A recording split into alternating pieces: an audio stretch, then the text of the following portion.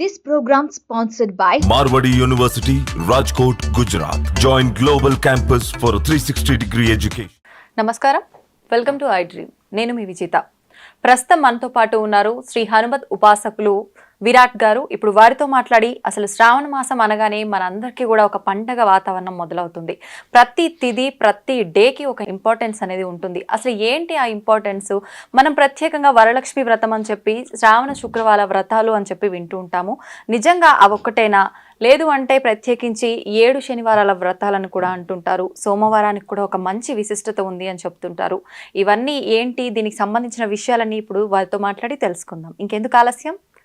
నమస్కారం సార్. నమస్కారం అండి. సార్, శ్రావణ మాసం అనగానే మనకు ఒక పండగ వాతావరణం మొదలైపోతుంటుంది. మొత్తం కూడా మనకు తొలి ఏకాదశి తర్వాత నుంచి ఇంకా ఆల్మోస్ట్ పండుగలు స్టార్ట్ అవుతుంది. శ్రావణ మాసం అనగానే ముందుగా మనకు మంగళగౌరి వ్రతం అని చెప్పి, వరలక్ష్మి వ్రతం అని చెప్పి, శ్రావణ శుక్రవారాల వ్రతాలని చెప్పి మొదలవుతుంటాయి.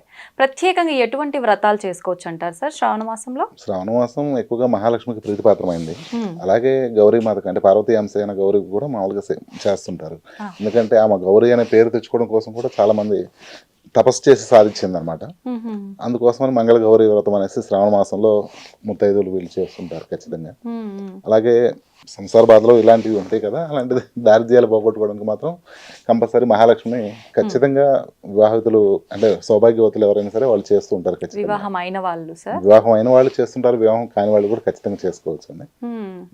అంటే వివాహం ఆలస్యమైన వాళ్ళ అది కూడా ఖచ్చితంగా ఇప్పుడు మంగళగారు వ్రతాలు కానీ వివాహము ఇప్పుడు స్త్రీలు ఉంటారు, అలాంటి వాళ్ళు చేసుకోవచ్చు అండి. ఖచ్చితంగా సౌభాగ్యం అంటే వాళ్ళకి కళ్యాణ ప్రాప్తి కలుగుతుంది ఖచ్చితంగా మంగళగౌరి వ్రతంలో కూడా. వాళ్ళు వ్రతం కాకపోయినా పూజా కార్యక్రమాల్లో మీరు చేసుకోవచ్చు అండి. ఏ విధంగా సార్? వరలక్ష్మి వ్రతం అంటే కొంచెం చాలా వరకు తెలుసు, అవగాహన ఉంది ఎలా చేసుకోవాలి అనేది. ముఖ్యంగా మంగళగౌరి వ్రతము అంటే వినటం వరకే కానీ ఎక్కువ మంది ఆచరించరు. ఏ విధంగా ఆచరించవచ్చు అంటారు? గౌరీ వ్రతానికి వచ్చేసరికి మామూలుగా పూజా కార్యక్రమాలు తీసుకుంటారు, వ్రతాలు ఉంటవి. సాధారణంగా పెళ్ళైన వాళ్ళు తీసుకుంటారు.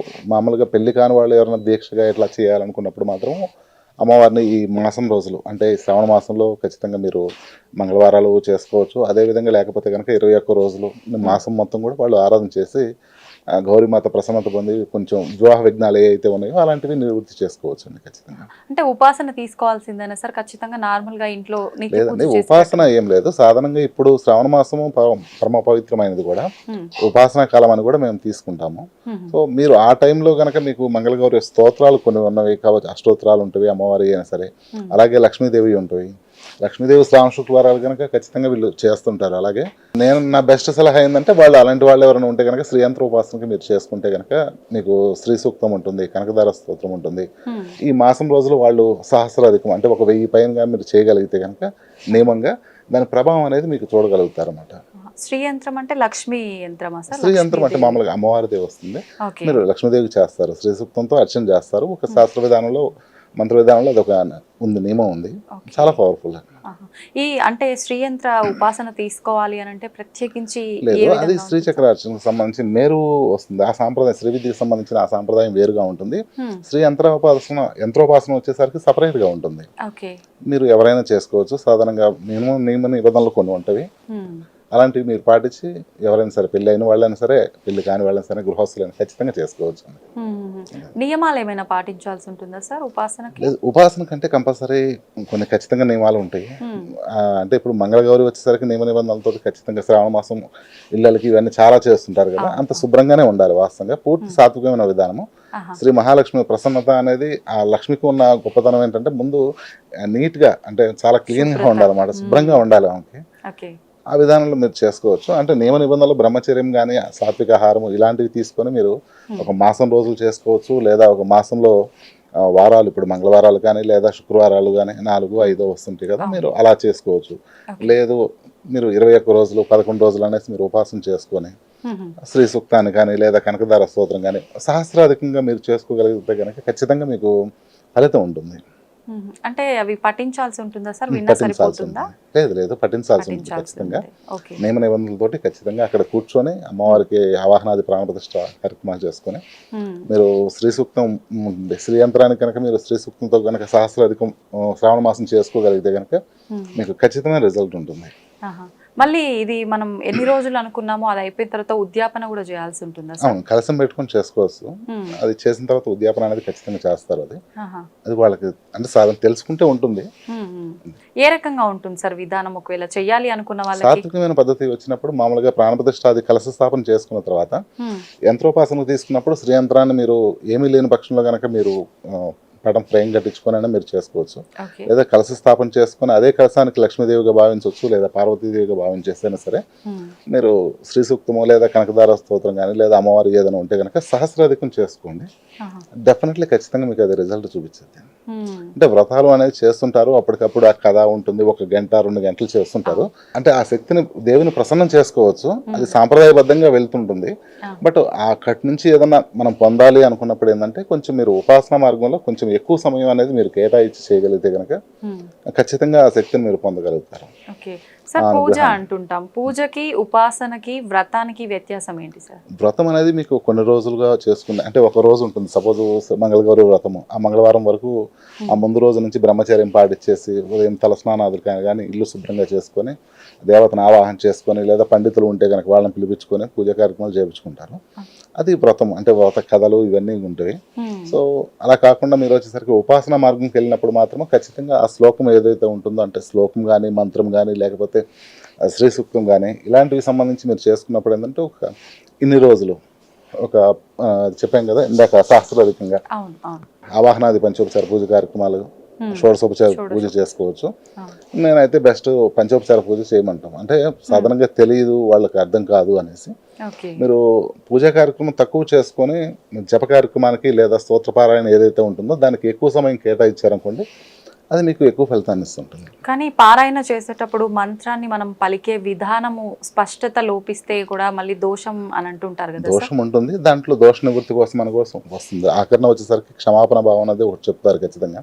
క్రియాహీనం భక్తిహీనం మంత్రహీనం అనేసి ఖచ్చితంగా అది జరుగుతుంటుంది. క్షమాపణ అనేది సాధారణంగా ఎవరైనా సరే ఇప్పుడున్న పరిస్థితిలో తప్పులు కానీ ఏదో ఒకటి జరుగుతూ ఉంటుంది. అంటే మనసు లగ్నం చేయలేకపోవడం కానీ అది కూడా దోషమే అవుతుంది. సో అందుకోసమని వాళ్ళు ఖచ్చితంగా చెప్తారు. క్రియాహీనం అనేసి కూడా ఉంటుంది, మంత్రహీనం ఇట్లాగా.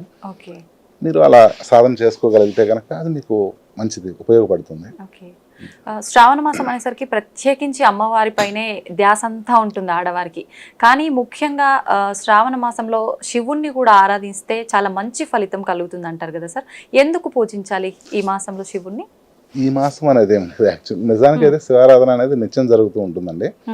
కొంతమంది మాత్రం ఆ సమయంలో పరమ పవిత్రమని ఇప్పుడు శ్రావణ మాసం లేదా కార్తీక మాసం ఎక్కువగా చేస్తుంటారు. ఇది ఆయనకి ప్రీతిపాత్రమైన కొన్ని కథలు ఉన్నాయి పురాణాల్లో. వాటికి సంబంధించిన వాటిలో శ్రావణ మాసం ఒకటి, కార్తీక మాసానికి అత్యంత ప్రాధాన్యత, శివునికి ఇష్టమైన మాసాలుగా చెప్తారు. సో ఆ విధంగా ఇవన్నీ ఆచార సాంప్రదాయాలను కొన్ని మారుతూ ఉంటాయి, ఎవరొకరు క్రియేట్ చేయడం వల్ల ఇట్లా జరుగుతూ ఉంటుంది. బట్ శివారాధన అనేది నిత్యం చేయదగ్గది. ఏదో ఒక నెలలో వచ్చినప్పుడు లేదా చతుర్దశి నాడు మాత్రం ఇలాంటిది ఏం కాదు, నిత్యం చేయదగ్గది. అమ్మవారిని అర్చించవచ్చు, అదేవిధంగా శివారాధన అనేది తప్పక చేసుకోవాల్సిందే. ఇప్పుడు శ్రావణ మాసంలో వచ్చే 4 శుక్రవారాలు అయితే గానీ 5 అయితే గానీ ఏ శుక్రవారానికి ఆ శుక్రవారం ప్రత్యేకమైన పూజ నిర్వర్తిస్తూనే ఉంటాం. కానీ ముఖ్యంగా 2వ శుక్రవారం వచ్చేసరికి వరలక్ష్మి వ్రతం అని చెప్పి చేసుకుంటూ ఉంటారు. మనం అంటే ఏ రకంగా ఆచరించాల్సి ఉంటుంది సార్ ఆ వ్రతం? అది వాళ్ళ సాంప్రదాయం వేరుగా ఉంటుంది. గృహిణులకు అంటే ఇప్పుడు పెళ్ళైన వాళ్ళకి వచ్చేసరికి అవన్నీ వేరుగా పాటిస్తుంటారు. అది ఎలా ఉంటుందంటే ఒక్కొక్క ఏరియాలో ఒక్కొక్క రకంగా కూడా ఉంటుంది అన్నమాట, ప్రాంతాన్ని బట్టి కూడా కొన్ని ఉంటుంది. కానీ శ్రావణ మాసం అంటే పౌర్ణానికి ముందు అనేది ఏంటంటే అది వాస్తవంగా మంత్రశాస్త్ర పరంగా మీకు ఎలా ఉంటుందంటే పౌర్ణమికి చంద్రబలం అధికంగా ఉంటుంది కాబట్టి 2వ శుక్రవారానికి ప్రాధాన్యత అనేది ఎక్కువగా ఉంటుంది. అంటే పౌర్ణమి దినాల్లో శుభ కార్యక్రమాలకు సంబంధించి ఏదైనా సరే కొంచెం ఎక్కువగా బలం ఉంటుంది, అందుకోసమని ఖచ్చితంగా చేయమంటారు. ఓకే, ఇంకా మనం ఏ రకమైన వ్రతాలు ఆచరించవచ్చు అంటారు సార్ ప్రత్యేకించి శ్రావణ మాసంలో? శ్రావణ మాసం అంటే ఎవరి అనుష్ఠాన దేవతలను కూడా వాళ్ళు ఆరాధించుకోవచ్చు. సాధారణంగా ఏంటంటే ఖచ్చితంగా శ్రావణ మాసం అనేసరికి స్త్రీకి సంబంధించిన ప్రకృతికి సంబంధించిన స్త్రీ స్వరూపం ఏదైతే ఉంటుందో పూర్తి సాత్విక భావనలో మహాలక్ష్మీదేవి కానీ మంగళ గౌరి కానీ పూర్తి సాత్వికమైన విధానం. అది గృహస్థులు కానీ గృహిణులు ఎవరైతే ఉంటారో కనుక వాళ్ళు ఖచ్చితంగా అర్చన చేసుకోవచ్చు. సార్ ఇప్పుడు చాలా మంది ఆడవాళ్ళు ఈ వ్రతాలు శ్రావణ మాస వ్రతాలు వరలక్ష్మి వ్రతమైన మంగళగౌరి వ్రతమైన చేసుకునే వాళ్ళు పుస్తకం వ్రత విధానం పుస్తకం తీసుకొచ్చుకొని పుస్తకాన్ని ఫాలో అవుతూ వాళ్ళే చేసుకుంటారు పురోహితులను పిలవకుండా. అలా చేసే పూజకి ఫలితం ఉంటుందంటారా? ఖచ్చితంగా అండి. ప్రస్తుతం సాధారణంగా ఏంటంటే మీకు పూజా విధానంలో మొట్టమొదటిగా ఒక మాట వస్తుంది, మమ యథాశక్తి అనుసారే అనేసి వస్తుంది. అలాంటప్పుడు ఏంటంటే నాకు శక్తి లేదు కాబట్టి నా శక్తి కొలది నేను చేసుకుంటున్నానని ప్రతి దేవతారాధనలో ముందు చెప్పుకునేది ఉంటుంది. సో ఆ విధంగా కూడా మీరు అర్చన చేసుకోవచ్చు, ఎలాంటి ప్రాబ్లం ఏం లేదు.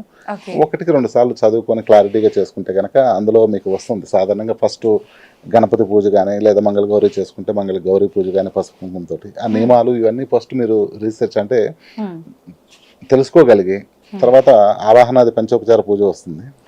అంటే ప్రాణప్రతిష్ఠ చేసుకుని ఏదైనా సపోజ్ ఇప్పుడు మీరు కలశం పెట్టుకోవాలనుకోండి, కలశం పెట్టుకొని లక్ష్మీదేవిని పెట్టకూడదు, ఒకే లక్ష్మీదేవిని అనేది పెట్టకూడదు అనేసి ఒక నియమాలు కూడా ఉన్నాయి.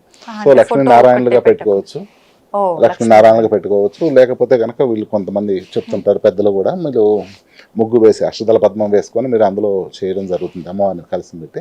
సో ఆ విధంగా మీరు చేయవచ్చు అండి. అయితే మీకు ఆవాహనాది ప్రాణప్రతిష్ఠ కార్యక్రమాలు ఉంటాయి. ఖచ్చితంగా ప్రాణప్రతిష్ఠ జరిపిన తర్వాత దేవతని లక్ష్మీదేవిని ఆవాహన చేసుకుని పంచోపచార పూజ కొద్ది అంటే మన శక్తి కొలది ఎంత ఉంటుంది కదా, పంచోపచార గంధ ధూప దీప నైవేద్యాలు అనేసి ఏవైతే ఉంటాయో అవి మీరు ఖచ్చితంగా గంధం సమర్పించుకొని తర్వాత వచ్చేసరికి పుష్పము, ధూపము, దీపము, తర్వాత నైవేద్యము మనం ఏదైతే చేస్తుంటామో అంటే వ్రతానికి ఒక్కొక్క రోజు ఒక్కొక్కరు పెట్టుకునే విధానం కూడా ఉంటుంది. అంటే కొంతమంది అమ్మవారికి ప్రీతికరమైనవి అదే అంటుంది. క్షీరాన్నం అనేది ఖచ్చితంగా దేవీ దేవతలకి, సాత్వికమైన దేవతలకి క్షీరాన్నం చాలా ప్రీతిపాత్రమైంది. అది యాక్చువల్గా లక్ష్మీదేవి కూడా చెప్తారు కదా, లక్ష్మీ క్షీర సముద్రరాజు తనయ్యే అంటారు. సో కంపల్సరీ అది అన్నం అనేది ఆమెకు చాలా ప్రీతిపాత్రమైందనే చెప్తారు. అది ప్రతి ఒక్క దేవతకి ప్రీతిపాత్రమైంది అది క్షీరాన్నం. అది మీరు అలా చేయవచ్చు అండి. అలాగే వ్రత కథలు కానీ నివేదనలు ఏదైనా పెట్టుకొని మీరు ఖచ్చితంగా అంటే సాధారణంగా ప్రతి ఒక్కళ్ళు కూడా చేసుకోవచ్చు. దీనికి చాలా మంది పెద్దవాళ్ళు చెప్తుంటారు, అది ఆనవాయితీ ఉంటేనే వంశపారంపర్యంగా మనం చేసుకోవాలి, మీరు అలా చేసుకోవడానికి వీల్లేదు అని చెప్పి. అలా ఏముండదు అసలు? అలాంటిది ఏముండదు, ఎప్పటికప్పుడు ఉంటుంది కదా మేడం. ఖచ్చితంగా స్టార్ట్ చేసుకోవాల్సిన విధానం కొన్ని ఉంటుంది. ప్రతి ఒక్కళ్ళు ఆరాధన అనేది చేసుకోవచ్చు. ఇప్పుడు మీరు వ్రతాలు పెట్టుకునేది అనేది కూడా ఇది అన్ని సాంప్రదాయాల కింద మాత్రం వస్తుంటుంది. మనం చేసుకోవచ్చు ఖచ్చితంగా. లక్ష్మీదేవిని కానీ గౌరీని కానీ ఆరాధించకూడదని ఎక్కడ పర్టికులర్ గా ఇవేం లేవు, ఎన్నికి ఇచ్చి మూడనకాలే ఖచ్చితంగా మీరు చేసుకోవచ్చు అండి. ఎవరైనా సరే ఎవరో కొత్తగా స్టార్ట్ చేయాలి కదా. అవును, ఎక్కువగా అంటే ఈ వ్రతం చేసుకునే వాళ్ళు ఉదయం సమయంలో చేసుకోవచ్చు అంటారా, సాయంకాల సమయంలో చేసుకోవచ్చు అంటారా? ఉదయం సాయంత్రం నుంచి ఖచ్చితంగా చేస్తుంటారు. అంటే నేను ఇందాక చెప్పిన ఉపాసనా విధానాల్లో కూడా రెండు అంటే ఉదయం కాలం కానీ సాయంత్రం కానీ చాలా ముఖ్యమైనవి. అమ్మవారికి వచ్చేసరికి ఇందాక చెప్పిన సంధ్య వేళ సాయంత్రం ఏదైతే ఉంటుందో ఆమెకు చాలా ఇష్టం అండి. ఆ టైంలో కూడా ఖచ్చితంగా చేసుకోవచ్చు, ఎలాంటి దోషం. అమ్మవారికి సాయం సంధ్య వేళ చాలా ప్రీతిపాత్రమైంది. సంధ్యాదీపం శ్రీయంత్రానికి కనుక మీరు సంధ్యార్చన అంటే రాత్రి ఇప్పుడు సంధ్య పొద్దు ఉంటుంది కదా, ఆ టైంలో కనుక శ్రీయంత్రం మీరు ఇంట్లో కనుక ఉంటే కనుక ఆ టైం మీరు దీపారాధన చేసి శ్రీ సూక్తంతో పారాయణ చేస్తే కనుక అద్భుతమైన ఫలితాలు ఉంటాయి అన్నమాట వాటిలో కూడా. ఇప్పుడు ఆ శ్రీయంత్రం ఇంట్లో పెట్టి పూజ అయిపోయిన తర్వాత మళ్ళీ మన పూజ రూమ్ లోనే అది ఉంచుకోవాల్సి ఉంటుంది కదా సార్. మరి శ్రీయంత్రం ఇంట్లో ఉన్నప్పుడు ప్రత్యేకమైన నియమాలు ఏమైనా పాటించాల్సి ఉంటుంది? లేదండి, అంటే ఇక్కడ మెయిన్ యంత్రోపాసన కానీ భగవతారాధనకి ముఖ్యమైన ప్రధాన నియమాలు ఏంటంటే నివేదన పెట్టలేరు కదా అనేసి భావన అనేది ఖచ్చితంగా ఉంటుంది. సో అలాంటి వాళ్ళకి మాత్రం ఖచ్చితంగా చెప్తున్నా. సాధారణంగా ఏంటంటే నియమ నిబంధనల ప్రకారం కూడా నివేదన అనేది చెల్లిస్తారు. అంటే అన్నము వండేసి పెసరపప్పు ఇది వండి కానీ లేదా క్షీరాన్నం కానీ ఏదో ఒకటి నివేదన దేవతకు పెట్టాలి. సో అలా లేని పక్షంలో కూడా మీరు క్షీరాన్ని సమర్పించవచ్చు. క్షీరానికి చాలా ప్రాముఖ్యత ఉంది. ఏ దేవతకైనా సరే మీరు పచ్చిపాలు కొంచెం పంచదార కానీ పసుపు వేసేసి దేవతకు నివేదన చేస్తే కనుక అది మీకు 365 నైవేద్యాలతో సమానమైంది అన్నమాట. సో మీరు నివేదనకి పెట్టాల్సిన ఇలాంటి ఇబ్బంది ఏం లేదు. మీరు దీపారాధన పంచోపచార పూజ ఏదనేది ఒక 5 నిమిషాల్లో మీకు కంప్లీట్ అయిపోతుందండి. జస్ట్ ఒక గ్లాస్ పాలు పెట్టుకొని మీరు తీర్థంగా తీసుకోవచ్చు. అదొకటి సరిపోతుంది. ప్రతి నిత్యము ఇలా పూజ ఈ ప్రసాదం పాలు క్షీరం అనేది ఖచ్చితంగా అంటే దేవతను నిలబెట్టినప్పుడు ఎవరైనా సరే ఉపాసన పద్ధతిలో నివేదన అనేది ఖచ్చితంగా జరగాలి. సో అది చేయలేకే ఇవన్నీ వండలేక సాధారణంగా ఏంటంటే ఇలాంటివన్నీ ఏం పెట్టుకోరు, దీపారాధన చేసేసి వెళ్ళిపోతుంటారు. పంచోపచార పూజ అనేది కేవలం మాక్సిమం ఒక 5 నిమిషాల్లో అయిపోతుందండి. దేవత శ్లోకాలు ఏదైనా మీరు కంఠస్థం చేసుకొని ఉంటే కనుక ఒకసారి లేదా 3 సార్లు స్మరణ చేసుకొని ఆ శ్లోకం ఏదైనా మీరు చదువుకొని కనుక కేవలం ఒక క్షీరాన్ని కనుక మీరు నివేదన చేసినా మీకు సరిపోతుంది. అంటే ఇది నిత్య విధానానికి అంటే నిత్య పూజకి మాత్రం ఇది క్షీరం పెట్టుకోవచ్చు అండి, ఎలాంటి దోషం ఏం లేదు. ప్రత్యేకమైన తిథుల్లో మనం పండగ దినాల్లో మీరు తినే ఆహారం ఏదైతే ఉంటుందో అది మనం ఎంగిల్ చేయకుండా సాధారణంగా మొత్తం తీసుకొచ్చేసి మనం నివేదన పెట్టిన తర్వాత దాన్ని ప్రసాదంగా ఇంటిళ్ళ పాది తీసుకుంటారు. అది నేను సాంప్రదాయంగా ఉంటుంది, అది మంచిది అన్నమాట. ఓకే.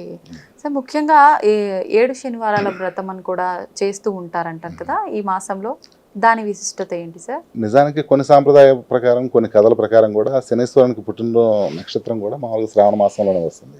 ఆయనకి ప్రీతిపాత్రమైనది కూడా ఇదే అన్నమాట. అలాగే వెంకటేశ్వర స్వామికి కానీ అత్యంత ప్రధానమైనది కూడా శ్రావణ మాసం తీసుకుంటారు. సో ఇలాంటి సాంప్రదాయాలు ఇవన్నీ మధ్యలో వచ్చినప్పటికీ కూడా అది తప్పైతే ఏం కాదు. ఖచ్చితంగా ఎవరెవరి సాంప్రదాయ ప్రకారం వాళ్ళ ఇష్టాల ప్రకారం కూడా చేసుకోవచ్చు అండి. అది ఎలాంటిది ఏం లేదు. కానీ శ్రావణ మాసం అనేది ఉపాసనా కాలం, పరమ పవిత్రమైంది. మీరు ఎలాంటి సాధన చేయాలనుకున్నా కానీ ఖచ్చితంగా మీరు శ్రావణ మాసంలో ఆచరించవచ్చు ఖచ్చితంగా. ఓకే. ఇప్పుడు ఈ సాధన ఉపాసన మధ్య తేడా ఏంటి సార్? సాధన అన్నారు, ఉపాసన అన్నారు. ఉపాసకుడు అనేది సాధారణంగా ఎలా ఉంటుందంటే అండి, వాళ్ళు నిత్యము దేవతతో అనుసంధానం అయి ఉంటారు. సాధారణంగా లౌకికం ఏదైతే ఉంటుందో దానికి సంబంధించిన లౌకిక ప్రపంచం ఏదైతే ఉంటుందో దానికి సాధారణంగా కట్ అయిపోయి ఉంటారు ఇతను ఉపాసకులు. వీళ్ళు నిత్యము దేవతను స్మరణ చేస్తుంటారు. అలాంటి వాళ్ళని మాత్రమే ఉపాసకులుగా తీసుకుంటారు. సాధన అనేది మామూలుగా ప్రయత్నం కిందే తీసుకుంటారండి. అంటే హనుమాన్ కానీ లేదా మామూలుగా ఇప్పుడు మీరు చెప్పిన లక్ష్మీ ఉపాసన కానీ ఏ దేవతనైనా సరే వాళ్ళు సాధన ప్రయత్నం చేస్తూ ఉంటారు. అది ఈ ప్రయత్నానికి అందులో జీవించే వాళ్ళకి చాలా తేడా ఉంటుంది. సో ఆ విధంగా తేడా తప్ప ఇంకా వేరేది ఏం లేదు. ఓకే. ఉపాసన చేయడం వల్ల కలిగే ఫలితం ఏంటి సార్? ఉపాసకులకు దేవత పూర్తి సంపూర్ణ అనుగ్రహం ఉంటుంది. వాళ్ళు ఎక్కడ లోటు ఉండదంటారా? లోటు అనేది ధన సంబంధమైన లోట్లు, అది వాళ్ళకి కర్మ సంబంధమైన వస్తుంటాయి. సాధారణంగా ఉపాసకులు అలాంటివి ఏం పట్టించుకోరు. అంటే వాళ్ళ లోకము, ఆ ప్రపంచం వేరుగా ఉంటుంది. ₹1,00,00,000 ఇస్తాను వేరే పని ఏమైనా చేస్తారా అంటే వాళ్ళు చేయరు అన్నమాట. అది వాళ్ళు దేవతతో ఉండటానికి ఇష్టపడుతుంటారు, ధర్మంగా ఉంటారు. ఎక్కువగా లౌకిక ప్రపంచానికి సంబంధించి వాళ్ళు దూరంగా ఉండటానికి ప్రయత్నం చేస్తుంటారు అలాంటి ఉపాసకులు వీళ్ళు. మీకు సాధకులకి అనేది వాళ్ళ ప్రయత్నం జరుగుతూ ఉంటుంది అన్నమాట. ఒక స్థాయిలోకి వెళ్ళిన వాళ్ళు కూడా ఉంటారు, దేవతను ప్రసన్నం చేసుకునే వాళ్ళు, దర్శనం చేసుకునే వాళ్ళు కూడా ఉంటారు. వీరికి వారికి మధ్య కొంచెం తేడా అయితే ఉంటుంది ఖచ్చితంగా. అంటే మనం ఎన్నేళ్ల పట్టి సాధన చేస్తే ఉపాసకులుగా మారే అవకాశం లేదు. అతని సుకృతాన్ని బట్టి ఉంటుంది, అతని ఆలోచన విధానం బట్టి ఉంటుంది. ఇప్పుడు సపోజ్ ఏదైనా ఒక జీవితంలో దెబ్బతిన్న వ్యక్తి ఉన్నారనుకోండి, అతను కనెక్ట్ అయిపోతాడు తొందరగా. సో నాకు ఇంకేం అవసరం లేదు, ఇక చాలు అనుకుంటాడు. అలాంటి వాళ్ళు అన్ని కనుక జ్ఞానం కలిగితే కనుక, అంటే సాధనకి జ్ఞానం తోడైనప్పుడు ఏంటంటే ఉపాసన స్థితికి వెళ్ళగలుగుతారు వీళ్ళు ఖచ్చితంగా. అంటే ఒక దేవతను పూర్తిగా ఉపాసించగలుగుతారు వాళ్ళు. ఓకే. ఆ సాధన కంప్లీట్ అయి ఉపాసన పరులుగా అయిన తర్వాత ఖచ్చితంగా దర్శనం అనేది కలుగుతుంది. సాధనా స్థితిలోనే కలుగుతుందండి. సాధన స్థితిలోనే అంటే ఎలా కలుగుతుంది సార్? స్వప్నంలోనా లేదంటే? దేవతా దర్శనాలు వచ్చేసరికి స్వప్న దర్శనం అనేది ఒకటి ఉంటుంది ప్రధానంగా. ఇవన్నీ స్టార్టింగ్ స్టేజ్ లో సాధారణంగా గురువుముఖతగానే తీసుకోగలిగితే, కొన్ని నియమ నిబంధనల ప్రకారం అలా తీయగలిగితే కనుక దేవతను మీరు ఆ టైం కొన్ని సెకండ్ల వరకు చూడవచ్చు. సాధన చేసి అంటే మీరు మంత్ర జపం చేస్తూ ఉంటారు. అలా చేసేటప్పుడు ఏంటంటే ఈ స్వప్నావస్థకి ఒక స్థితిలోకి వెళ్తుంటారు, సమాధి స్థితిలోకి, నిర్వికల్ప ఒక సమాధి స్థితిలోకి వెళ్ళినప్పుడు మాత్రం ఇలాంటి దర్శనాలు అనేవి జరుగుతుంటాయి. అంటే మీరు కళ్ళు మూసుకొనే జపం చేస్తుంటారు, బట్ అదే టైం మొత్తం చూడగలుగుతారు. సో ఆ టైంలో, ఆ సెకండ్లో దేవత దర్శనం అవుతుంది. దేవత అనేది తనంతట తాను అనుగ్రహించడానికి వచ్చినప్పుడు మాత్రమే దర్శనం కలుగుతుంది. అక్కడి నుంచి ఆ మంత్రం సిద్ధిస్తుంది. అంటే మీరు ఆ మంత్రంతో దేవతను అర్చించినా పిలిచినా గానీ వస్తుంది. అలాగే వేరే వేరే కామ్యకర్మలకు ఉపయోగించినా గానీ ఫలిస్తాయి.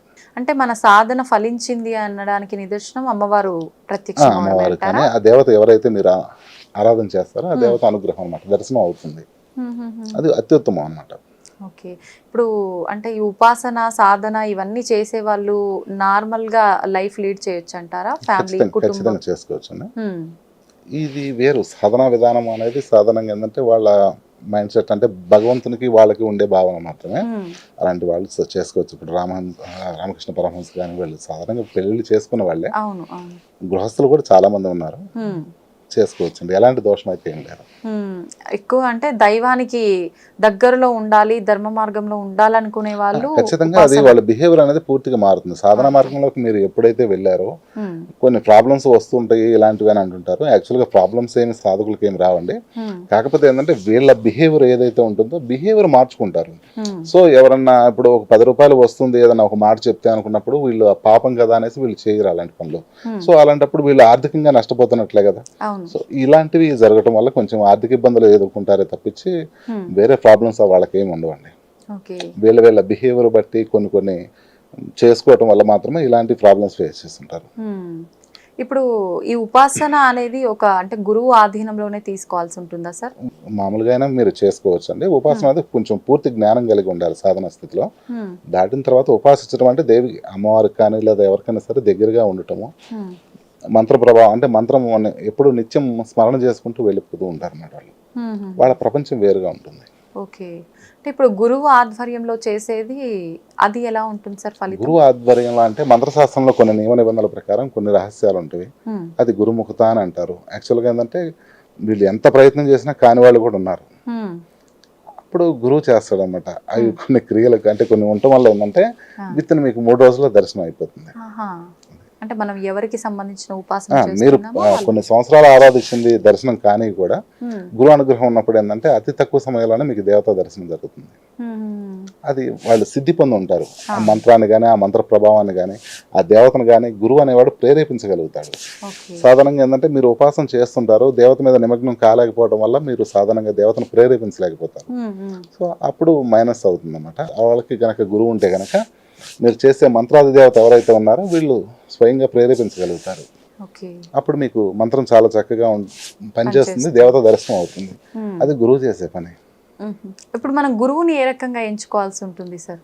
సాధకులు వాళ్ళు వాళ్ళ సుకృతాన్ని బట్టి మాత్రమే గురువు అనేది దొరుకుతారు. సాధారణంగా ఎవరిని తీసుకోవడానికి వాళ్ళు ఇష్టపడరు. వీళ్ళే పట్టుకొని బదిలాడుకొని జ్ఞానంతో చేసుకోవాలి. కొంచెం కష్టంతో కూడుకున్న పని, వాళ్ళకు ఇష్టం ఉండదు. జాలిపడి ఇవ్వటమే తప్పించి సాధారణంగా అయితే ఎవరిని దగ్గర తీసుకోవడం అనేది ఉండదు. ఎందుకని అలా ఉంటుంది సార్? అంటే అయ్యో తలకాయ నొప్పి శిష్యులు అంటేనే. ఎందుకు సార్? అంటే తలనొప్పి అంటే ఏ రకంగా ఉంటుందంటారు? ఇప్పుడు వాళ్ళ అనుష్ఠానానికి కానీ వీళ్ళకి కానీ ఎంతో కొంత శ్రమ. ఇప్పుడు ఒక శిష్యుని తీసుకున్నారనుకున్నాడు, యాక్చువల్లీ అది కూడా ఏమి రావు. చిన్నపిల్లల్ని మీరు కూర్చోబెట్టి చెప్తే ఎలా ఉంటుంది, చాలా దారుణంగా ఉంటుంది అన్నమాట సిచ్యువేషన్. సో వాళ్ళని ఆ స్థాయి నుంచి ఆ స్థాయికి తీసుకొని రావాలంటే రుద్దాలేగా. సో అలాంటప్పుడు ఇవన్నీ కొంచెం తీసుకోరు ఎక్కువగా, ఏదో ఒకటి చెప్పిచ్చేసి పంపించేస్తూ ఉంటారు. ఎక్కువగా ఈ ఉపాసనలు ఇవన్నీ ఉగ్ర రూపంలో ఉన్న దేవతలకే చేస్తుంటారు కదా? అలాంటిది ఏం లేదు మేడం. సాత్విక ఉపాసన మామూలుగా ఎవరైనా చేసుకోవచ్చు. ఏ దేవతనైనా సరే. దేవతను చెప్పాను కదా, ఉపాసన అనేది మీకు పూర్తిగా పర్ఫెక్ట్ గా ఖచ్చితంగా చెప్పాలంటే వాళ్ళు ఆ దేవతతో నిమగ్నమై ఉంటారు. పూర్తిగా అసలు ఆ దేవతన స్మరణలో నిమగ్నమై ఉంటారు. అలాంటి వాళ్ళు మాత్రమే బయట ప్రపంచంతో కానీ లౌకికంగా వాళ్ళు పూర్తిగా చాలా వరకు తగ్గించుకుంటారు. ఒక మంత్ర దీక్ష తీసుకోవడమే ఉపాసన. ఒక మంత్ర దీక్ష తీసుకుని ఆ దేవతని స్మరణ చేసుకుంటూ లేదా మంత్ర జపం చేసుకుంటూ ఉంటారు. ఇవన్నీ కూడా సాధనా స్థితిలోకి వస్తుంది. సాధన దాటిన తర్వాత మామూలుగా అలాంటి వాళ్ళు మాత్రం ఉపాసకులుగా చెప్పగలుగుతారు. అంటే స్మరణ మాత్రం మీద దేవతని ప్రసన్నం అయి ఉంటుంది, అంటే వచ్చి ఉంటుంది. అలాంటి వాళ్ళు మాత్రం ఉపాసకులుగా తీసుకుంటారు. ఆ జపము మంత్రము అంటే అది ఎన్నిసార్లు పఠించాలి అవన్నీ కూడా చూసుకుంటారా సార్? ఖచ్చితంగా ఉంటుంది. కాకపోతే గురు అనుగ్రహము దేవత యందు ఇతను పెట్టే భక్తిని బట్టి మాత్రమే ఇన్ని రోజులని ఉంటుంది. వాళ్ళ సుకృతాన్ని బట్టి అది మీకు సంవత్సరంలోపు అయిపోవచ్చు, కొంతమందికి జీవితం మొత్తం దారబోసినా కానీ కాకపోవచ్చు. అది వాళ్ళ సుకృతాన్ని బట్టి ఉంటుంది. ఒకసారి ఉపాసన తీసుకున్న తర్వాత సాధన అయిపోయిన తర్వాత వాళ్ళ ఆహార నియమాలు గానీ కట్టుబాట్లు గానీ ఏమైనా ప్రత్యేకంగా పాటించాల్సి ఉంటుందండి. సాధనా స్థితిలో ఉన్నప్పుడు మాత్రం కొంతకాలం ఉంటుంది. సపోజ్ ఒక 6 నెలలని 5 నెలలని ఇలా చేసే ఉంటాయి. ఇప్పుడు సాధారణంగా మామూలుగా 21 రోజులు 11 రోజులు 41 రోజులు అనేది కామన్ గా ఉంటుంది. ఇంతకు మించి చేస్తుంటారు. 3 నెలలు కానీ లేదా 6 నెలలు ఇట్లా సాధన చేస్తుంటారు. పూర్తి సాత్విక ఆహారం, మితాహారం చాలా తక్కువగా తీసుకుంటారు. అలాగే ఈ పూర్తి శాకాహారం ముందు అది చాలా ప్రధానమైంది. శాకాహారం అనేది సాధనకు అత్యుత్తమైంది. అంటే అలవాటు ఉన్న వాళ్ళైనా సరే ఖచ్చితంగా మానేసుకుంటే సాధనలో ఒక స్టేజ్లోకి వెళ్ళగలుగుతారు ఖచ్చితంగా. ఎందుకంటే మాంసాహారం అనేది ఖచ్చితంగా ఎఫెక్ట్ అనేది సాధనలో కొంతమందికి పడుద్ది. అంటే కొన్ని మంత్ర సంబంధమైన ఏదైతే ఉంటుందో వాటికి ఖచ్చితంగా అది విరుద్ధం అవుతుంది. అది సపోజ్ చెప్పాం కదా, హనుమాన్ ఉపాసన కానీ శ్రీ లక్ష్మి ఉపాసన చేయాలి, అమ్మవారి లక్ష్మీదేవిని ఉపాసన చేయాలనుకోండి, మీరు అప్పుడు మాంసం ఎలా తీసుకోగలుగుతారు? అవును అవును. అంటే సాత్విక రూపంలో కొలిచే దేవుళ్ళకి నిషిద్ధం మాంసాహారం. మీరు ఏదన్నా సాధనలోకి వెళ్ళగలిగితే కనుక అప్పుడు మంత్ర నియమం ప్రకారం తీసుకునే ఎలాంటి దోషం లేదంటే కనుక అది గురువు చెప్తారు, ఆ ప్రకారం వాళ్ళు తీసుకోవచ్చు. కానీ సాధనకి ఏంటంటే మాంసాహారం అనేది ఉత్తమం అయితే కాదు అని నేను చెప్తాను ఖచ్చితంగా. సార్ మీరు హనుమాన్ ఉపాసకులు కదా, మీరు ఈ ఉపాసన ఎప్పుడు తీసుకున్నారు, ఎప్పుడు ఎంతకాలం సాధన చేశారు, మీరు గురువుల దగ్గర నుంచి తీసుకున్నారా, అంటే మీరు సొంతంగా తీసుకున్నారా, ఎలా సార్ దాని గురించి? నేను హనుమాన్ ఉపాసన తీసుకుని దాదాపు ఇప్పటికి 20 years అవుతుందండి. నేను 18 ఏళ్ళు కంప్లీట్ చేసి కూడా దాదాపు 19 సంవత్సరాలు అట్లా అవుతుంది ఓకే. పూర్తిగా. అసలు మొట్టమొదటి నేను తీసుకుంది హనుమాన్ యంత్రోపాసన తీసుకున్నాను. యంత్రోపాసన కంప్లీట్ చేసిన 41 days చేసుకున్నాను. తర్వాత వచ్చేసరికి పంచముఖ హనుమంతం తీసుకున్నాను. ఇంకా అక్కడ నుంచి పూర్తిగా మారిపోయింది అది. అంటే మేము మంత్రాలు వచ్చేసరికి ఇది పూర్తిగా వేరే వస్తుందండి. ఇది స్వప్న విద్య కింద మేము తీసుకున్నాం. ఇది అంటే దేవత ఇప్పుడు 41 days ఏదైతే చేశానో ఇది అయిపోయిన తర్వాత కొన్ని జరిగినవి అప్పుడు స్వప్నంలో చెప్పిన విధంగానే అదే ఒక మంత్రం ఉంది. ఆ మంత్రాన్ని మేము అనుష్ఠానం చేశాను. మళ్ళీ కొన్ని నెలల పాటు చేశాను. దాని ప్రభావం అనేది చాలా ఎఫెక్ట్ పడింది నా మీద. అంటే స్వప్నంలో మీకు బాగా మంత్రం ఇచ్చారు, నేను దాన్నే ఫాలో అయ్యాను. అది కొంచెం రహస్యాలు. మీ గురువులు లేరా ఇంకా? ఉన్నారు, అంటే పెద్దల ద్వారా మేము తెలుసుకుంటాను, శాస్త్రాన్ని నమ్మి తీసుకున్నాను. నా గురువుగా నేను బ్రహ్మంగారినే పెట్టుకున్నాను మేడం. తర్వాత మేము కొన్ని సంవత్సరాల ముందు వేరే వాళ్ళ దగ్గర కొన్ని వేరే నేర్చుకున్నప్పుడు మాత్రం వాళ్ళు వేరే ఉన్నారు గురువుగా. ఓకే. అంటే స్వప్నంలో వచ్చిన మంత్రం మీరు నా అనుష్ఠానం ప్రధానంగా ఇప్పుడు నాకు శక్తి ఏదన్నా ఉంది అంటే కనుక ఆ మంత్రమే. అంటే నేను 5-6 మంత్రాలు మొత్తం 6 వరకు చేస్తాను మేడం హనుమాన్ మంత్రాలు. ఒక్కొక్కటి ఒక్కొక్క రకమైన శక్తి కలిగి ఉంటుంది. ప్రతి ఒక్కసారి కూడా నేను దర్శనం చేసుకున్నాను. అంటే ఒకసారి ఒక క్లారిటీ వచ్చేసిన తర్వాత మీరు ఏ దేవతనైనా సరే మీరు దర్శనం చేసుకోవచ్చు. అంటే ఏ ఉపాసన చేసినా ఆ దేవతను దర్శనం చేసుకోవచ్చు. ఒక్కసారి మీరు సక్సెస్ అయిపోతే చాలు, ఆ రహస్యం మీకు తెలిసిపోతుంది. ఓకే. ఇప్పుడు మీరు హనుమత్ ఉపాసనలోనే 8 రకాల ఉపాసనలు 6 మంత్రాలు నాది అనుష్ఠానం చేస్తున్నాను. అలా ఎన్ని తీసుకునే అవకాశం ఉంటుందంటారు? ఎన్నైనా చేయొచ్చు అండి ఖచ్చితంగా, కానీ 1-2 సరిపోతుంది మామూలుగా. అంటే ఒక్కొక్కటి ఒక్కొక్క రకమైన శక్తి కలిగి ఉంటుంది. వేరే వేరే విద్యలకు సంబంధించి మాత్రము నేను కొన్ని తీసుకొని చేశాను. అంటే వేరే విద్యలు అంటే దేనికి సంబంధించి సార్? అంటే దివ్య దృష్టికి సంబంధించి కానీ ఇలాంటిది వేరే వస్తుంది. ఇందాక నేను చేశాను కదా, కొన్ని నెలల పాటు చేస్తున్నది అదే అనమాట స్వప్నంలో వచ్చింది. తర్వాత హనుమంతం స్వప్న హనుమాన్ చేశాను. అలాగే పంచముఖ హనుమంతంలో వేరే ఉంది, అవి చేశాను. అలా అంటే దివ్య దృష్టితో అంటే జరిగేది జరగబోయేది చెప్పేస్తారా సార్? ఏ రకంగా జరిగే భవిష్యత్తు అనేది ఎప్పుడు చాలా కష్టంగా ఉంటుందండి. మీరు కన్నపిశాచి విద్యలో తీసుకున్నా కానీ భవిష్యత్తు అనేది చాలా కష్టంగా ఉంటుంది. జరిగినవి వీటి వరకు మాత్రం ఖచ్చితంగా తెలుసుకోవచ్చు. అది విద్య. అది అలాగే దేవతా దర్శనం ఏదైతే ఉంటుందో దేవతా దర్శనం చేసుకోవచ్చు ఆ మంత్ర ప్రభావంతో. అలా మీరు చెప్పారా ఎవరికైనా? అంటే ఇప్పుడు చాలా మంది అది విద్య. అది ఎలా ఉంటుందంటే విద్య ఎక్కడైనా ప్రూవ్ చేయవచ్చు. ఒకసారి సిద్ధి చేసుకుంటే ఎక్కడైనా ప్రూవ్ చేసుకోవచ్చు. ఓకే. ఎందుకని అనిపించింది మీకు అంటే దీనిపైన? అంటే వన్స్ ఒకసారి మీరు సాధనలో ఒక స్థితికి వెళ్ళిన తర్వాత ఈ ప్రపంచానికి సంబంధం లేకుండా మీరు ఏదైనా చూసారనుకోండి ఒక్కసారిగా, మీరు పూర్తిగా ఆలోచన మారిపోతుంది.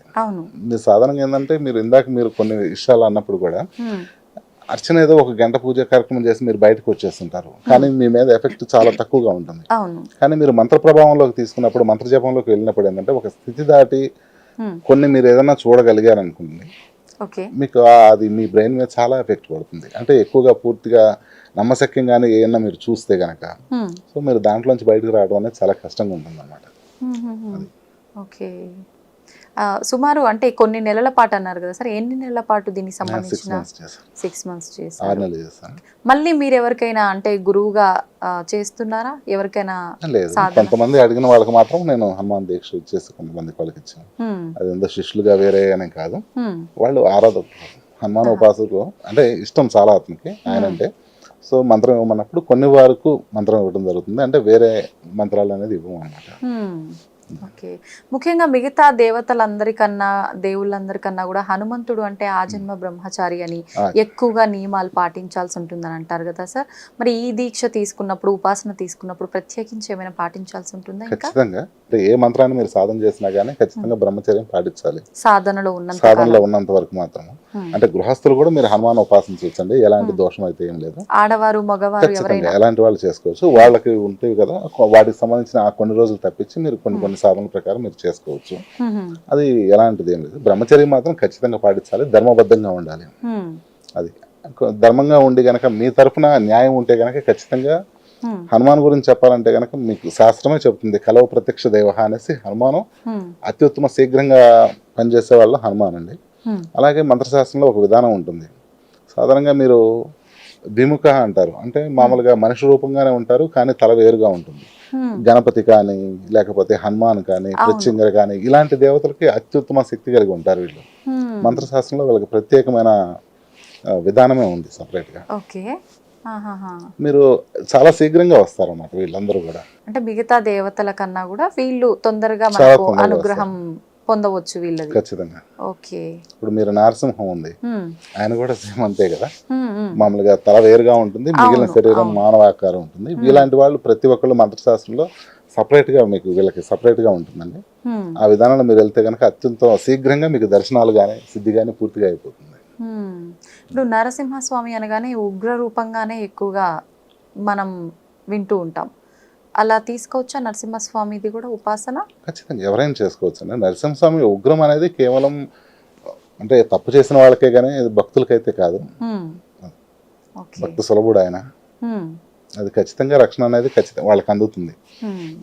ఇంకా మీరు ఏ దేవి ఉపాసనలు తీసుకున్నారు? మేము కాళీ ఉపాసన చేస్తున్నాం. కాళీ ఉపాసన. కాకపోతే మేము నిత్యం శివార్చన చేస్తుంటాం. హ్మ్, హ్మ్, హ్మ్. మాకు ప్రధాన దేవత ఎవరన్నా ఉన్నారు అంటే కనుక పార్వతీ పరమేశ్వరులు. హ్మ్. మేము వాళ్ళనే అర్చన చేస్తాం. మిగిలిన వాళ్ళు ఇది అనుష్ఠాన దేవతలు, మాకు ఓకే.